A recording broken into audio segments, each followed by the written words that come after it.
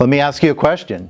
Do you have core values established in your real estate investment business? I'm Jerry Green, and I'm going to talk about this today. But do me a favor, if you would please, subscribe to my channel, like the video here today, guys, and we will continue to share more value with you.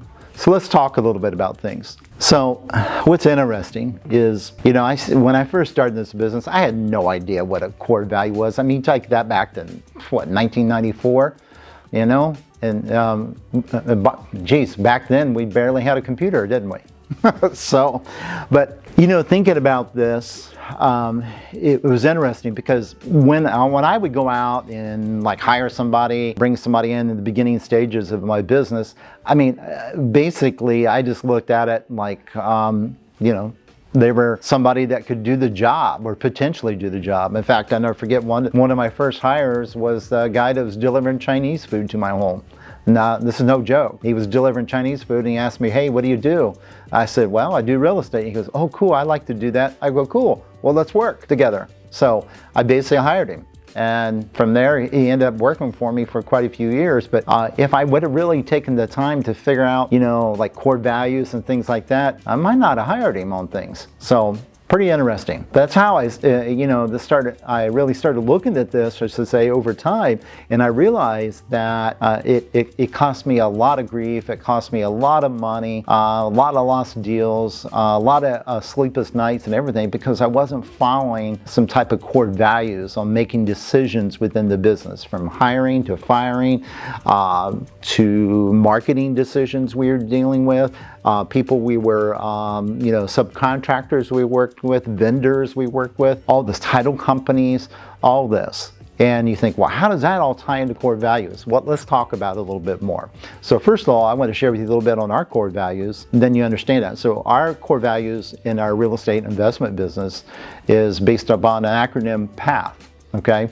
So P stands for profit. Okay, and then we look at A stands for being accountable, okay, and taking ownership of that. And then T stands for timely, so being timely, like do it now, knock it out, let's get it done. And then H stands for happiness. And we look at that as it's your choice.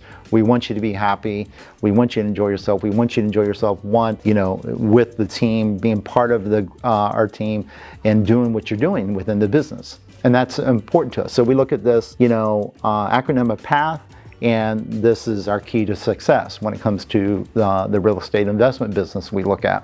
So, and let's break this down a little bit more, because this is where a lot of people stop. Okay, so what they do is they create some core values with their business, and maybe they pick this up from a book or something, or they say video on it, and they say, okay, great, I'm going to set some core values. Well, I'm just not going to leave it that with you that way today. I'm going to explain to you guys a little bit more how this really will make a bigger impact in your business, okay? And to set the stage on this a little bit better, this actually was even hit harder on me from some mentors I work with, that people are basically have taken businesses to over $300-400 million a year in revenue. And it was interesting on this because one of them sold their business for multiple millions of dollars. And one of the things they told me, he said one of the big reasons that they got the valuation that they did in the business is because of the core values and the culture that they set within the company. So it was like, wow.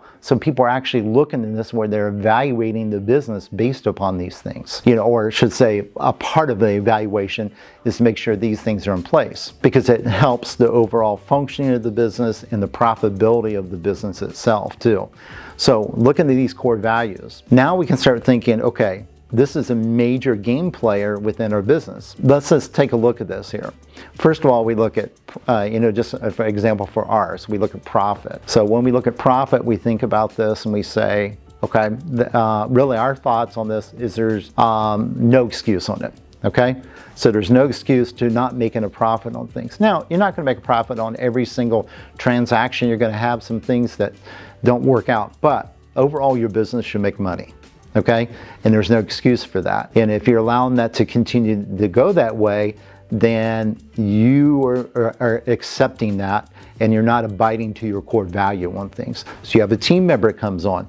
They have to understand you have to make money. So let's just say you have particular margins that you set in place, that you have to make a certain margin on a deal for you to be able to do that deal. And then a team member comes to you and says, Jerry, you know, hey, you know what, let's just do this deal. I know we're not going to make much, we're only going to make 4,000 on it, you know, but we need to get it done, you know, at least it's getting a deal done.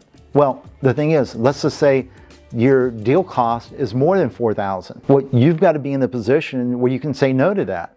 And that comes down to really your core values of sticking with, you need to make money. You got to make a profit. Okay, so that's really important. So you see how you start really going deeper on this? Most companies don't do this. They get caught up, they basically set some core values. One, they probably typically set too many of them. So keep them simple. Don't go out and create 10 of them, because if you can't remember them, and no way a team member is going to remember them. Keep it very simplistic on things, okay?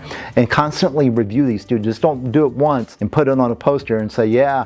I mean, you want to constantly talk about these too, okay? Because it is all part of the way you run and make decisions in your business. So that just hitting on that profitability side. Then we look at accountability. Well, we look at accountability, really we look at you're either accountable or you're not, okay? We can't force you to be accountable. That comes down to ownership. And that's something I had to learn the hard way, because I used to bring people on and try to make them accountable. Guess what? It'll never work. You can't, put it this way, when you hire people, you got to hire accountable people. You can't bring people in and try to make them accountable. That doesn't work on things. Accountability, that's this ownership. They either want it or they don't. If they don't want it, they're never going to last. As simple as that, okay? You know, and especially in our business, it just doesn't work. We run, typically most of our businesses, guys, just like yours, it's smaller companies. And if we're going out there and we're trying to do this where we're hoping that somebody's going to do something, we're trying to force all these rules and make them super accountable, it's just going to come back and bite us in the butt. I mean, yes, you have to have guidelines. Yes, you have to have rules. Yes, you have to have disciplinary things.